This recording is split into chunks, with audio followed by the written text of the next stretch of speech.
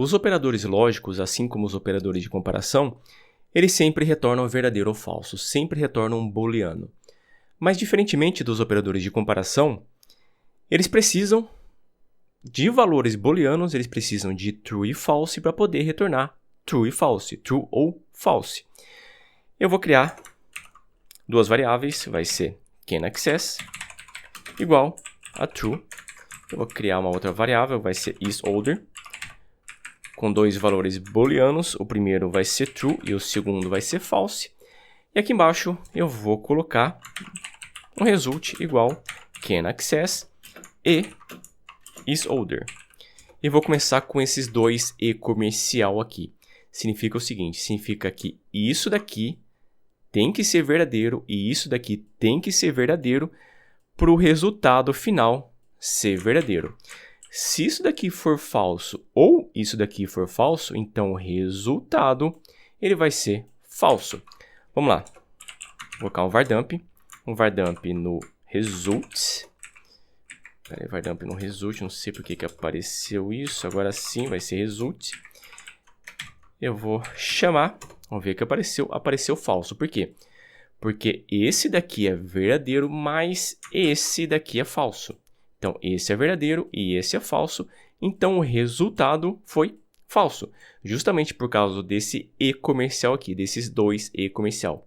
Porque ele espera que tanto esse como esse, eles sejam verdadeiro para poder retornar verdadeiro. Agora, para verificar se esse daqui é verdadeiro ou esse daqui é verdadeiro para poder retornar verdadeiro, daí eu preciso trabalhar com o ou, que é representado com esses dois pipes.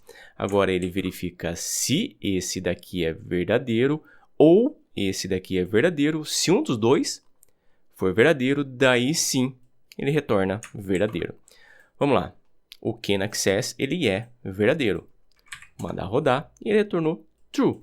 Então, o ou ele verifica se esse daqui é verdadeiro ou esse daqui é verdadeiro. Agora vamos para esse sinalzinho de exclamação, que significa negação. Eu vou negar alguma coisa. E para trabalhar com essa negação, com esse sinal de exclamação, eu também vou trabalhar com os booleanos. Eu vou colocar um vardump. Vardump vai ser o sinalzinho de exclamação e vou chamar o canAccess. O que vai acontecer aqui? Esse canAccess, ele é um valor booleano true.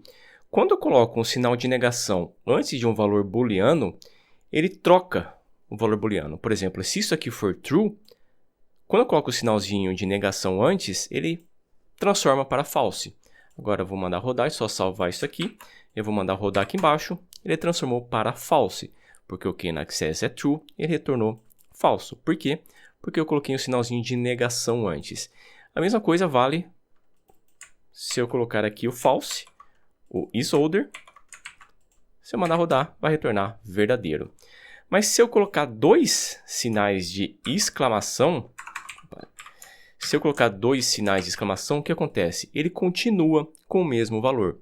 Por exemplo, aqui o isOrder, ele é false. Quando eu coloco dois sinais de exclamação, ele continua a mesma coisa. Ele continua como falso. E por que então que eu vou precisar utilizar dois sinais de exclamação, sendo que o valor booleano ele continua a mesma coisa? O isOrder, se eu colocar aqui dois sinais de exclamação antes, ele continua como falso. Ele continua como falso. Então, por que eu vou utilizar dois sinais de exclamação? Na próxima aula, eu vou falar a respeito dos valores truth e false. Eu vou dar uma adiantada nessa aula, porque precisa para ensinar esses dois sinais de exclamação aqui.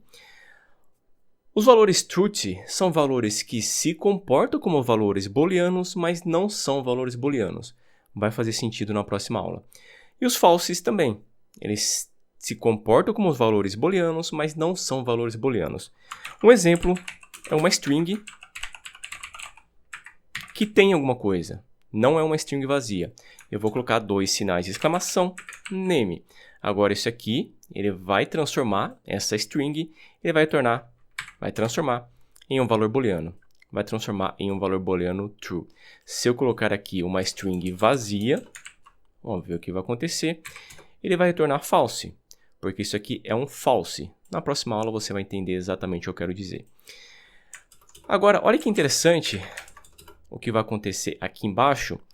Se eu pegar e trabalhar aqui com o AND, porque nós podemos trabalhar com os operadores lógicos utilizando o E, mas não somente com os dois E comercial, mas também com o AND.